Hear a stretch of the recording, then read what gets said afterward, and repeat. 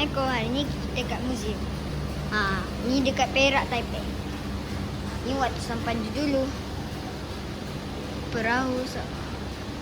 Kalau nak baca, korang akan stop lah waktu baca. Ni pula. Paling cantik lah. Ni pula. Nak tangga. Okay. Wow, cantik kan? Stop. Kita tengok apa ni? Ni kereta zaman dulu. Nampak cermin banyak. Ada ni. Apa nama dia? Oh, Star Libra. Kenderaan yang menggunakan nama Star. Kenderaan. Okay. Ni pula. Ni lah pula.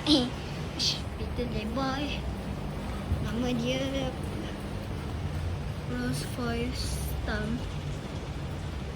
Ni dia. Okay. Ada cermin. Kecil.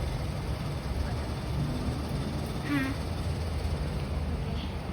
Dia pula kereta warna biru. Cantik lah. Alvis Tau. Juga. Dia pula kereta warna putih. Cantik juga. Cuba baca. Rodial Long Tropil Tia. Yang ni naik ni sama. Ni dia, tada. Rolls Royce Silver Cloud 111.